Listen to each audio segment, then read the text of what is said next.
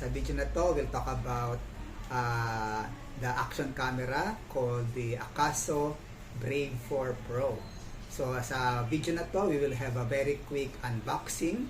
Let's talk about the accessories and the parts of the camera. And then we'll talk about yung aking cost sa mga pinabibili kong mga items, okay, to make it work. And then after that, we will do some testing. Sa testing natin, we'll talk about, the photography part and then the video part. And then we'll talk about yung ating microphone, video in 4K or when we video in 1080p. At saka try it sa gabi, pagka low light, saka pag sa araw. We'll also talk about pagka we are just taking videos as a vlogger, naka-still lang tayo, at saka when we are moving and we can test yung kanyang stabilization. Okay? So let's see the unboxing now.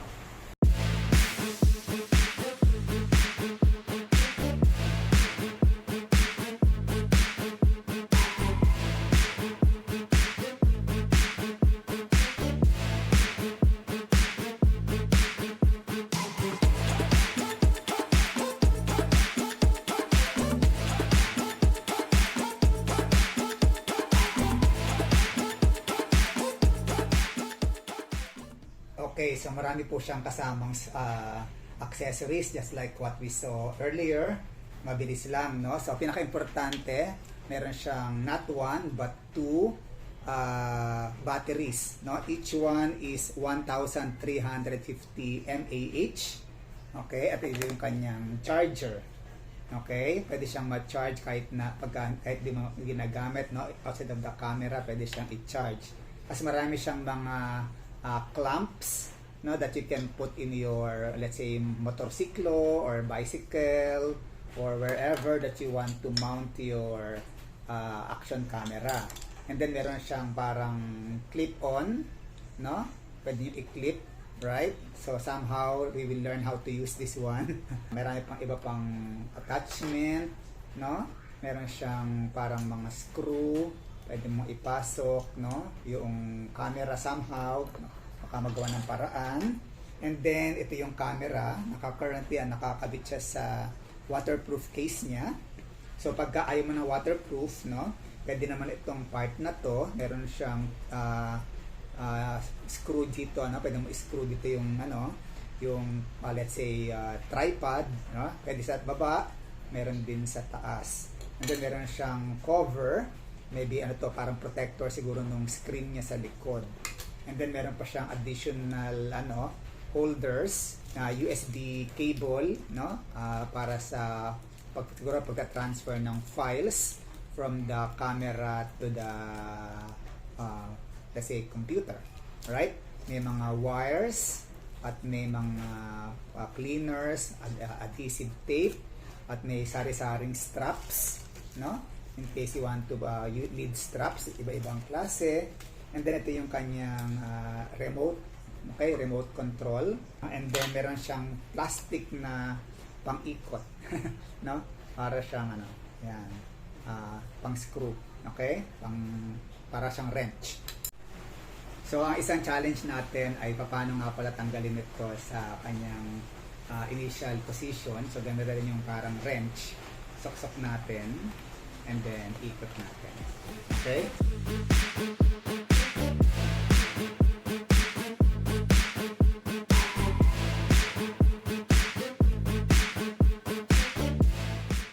Okay, so ito yung kanyang lens. Ito yung kanyang front camera. Ito yung kanyang on-off part. Sa likod, tanggalin na natin ang getting started.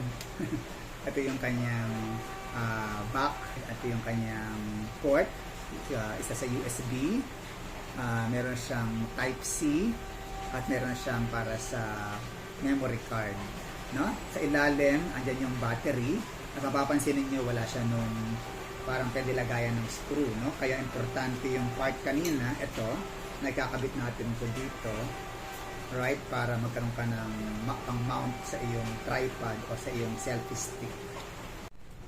Okay, so in terms of the waterproof case, no? Kung gusto niyo gamitin to, ano siya, ito yung kanyang katapat ng lens, no? Tapos meron kita pa rin yung kanyang camera. O sa taas meron pa rin yung button that can reach the power buttons, yung on off saka okay, saka sa sides yung dalawang button doon could be accessed by these two buttons.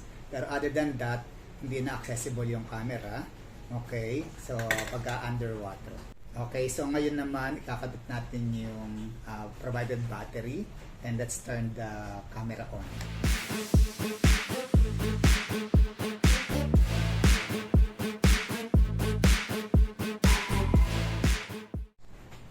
Okay, pagka nabuksan nyo na, nalagyan na ng battery, ang unang gagawin ay pick the language. So I chose English, and then after that, so you will be asked to set the date and then the time. So to make this camera work, bumili pa ako ng micro SD card.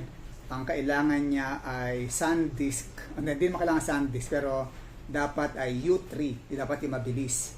So for the SanDisk, para magkaroon ng U3, the brand, the model is yung SanDisk Extreme. Pero pwede rin namang gusto nyo mas mahal, mas mabilis pa, yung SanDisk Extreme Pro. Okay, basta hanapin nyo yung may U3 para magamit nyo diyan, no? So ito yung SanDisk Extreme U3. Sana makita nyo yung pagkakasulat, medyo malabo yata. Pero it's red and gold. So in terms of pricing, itong Akaso na to ay nabili ko sa Lazada during the 7/7 time period. Okay?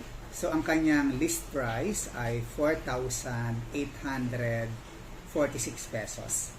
Okay? Pero meron ako mga vouchers. Okay? So from the store, binili ko doon sa official store ng Akaso, meron siyang 100 pesos voucher.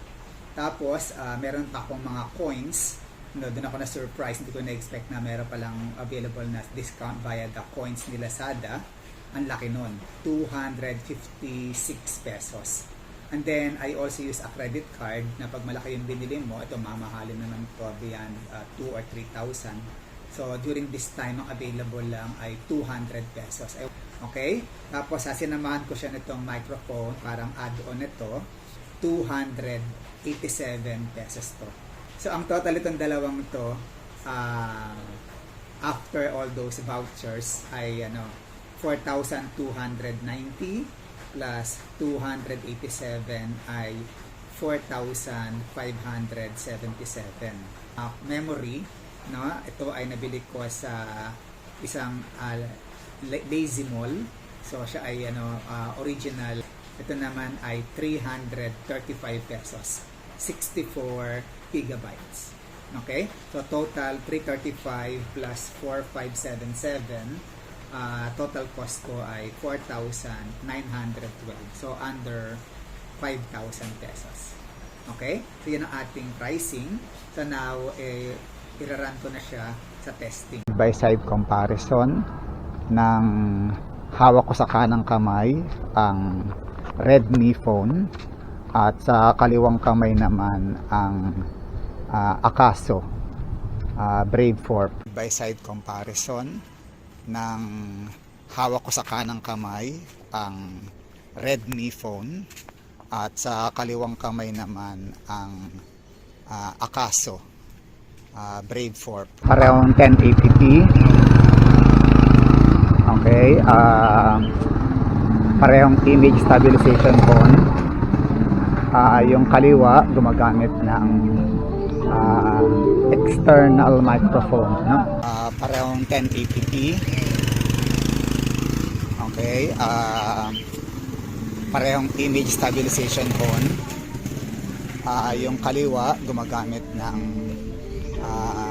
external microphone. Ito ay 1080p, 30 frames per second. 1080p, 30 frames per second. Internal microphone only. 1080p, 30 frames per second. merong image stabilization. Image stabilization is on. Okay, kanyang microphone ay internal microphone o using external microphone with image stabilization. Mayroong image stabilization. Okay, ito ay 1080p. Okay, so ito, tumatakbo tayo ngayon. Check to ng image stabilization ng 4K 30 frames per second ng Akaso. Okay, magamit tayo ng external microphone. Using external microphone, 1080p, 30 frames per second. 30 frames per second, 1080p.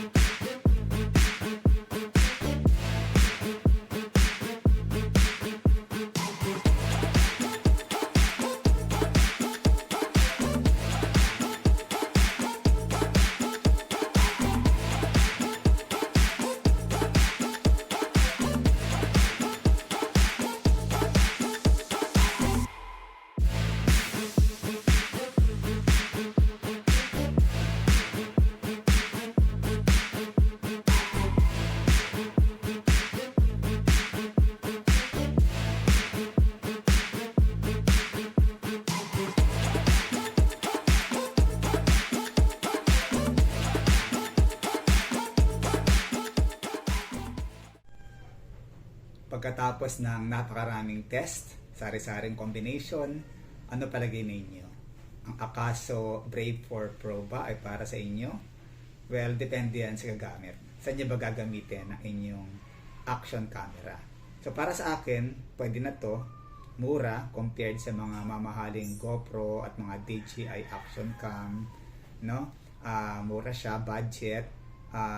Pang-vlog ko siya, pero meron naman akong cellphone na okay. So ito ay para sa pag naubusan ako ng baterya, pagka underwater, saka pagka gusto ko ng wide angle at mga action scenes, no? So yun mostly ang gamit ko. So pwede na sa akin si Akaso Brave 4 Pro. So it's up to you. Tingnan niyo yung mga review natin. And please, if you learned something, please like and subscribe to my channel. Okay.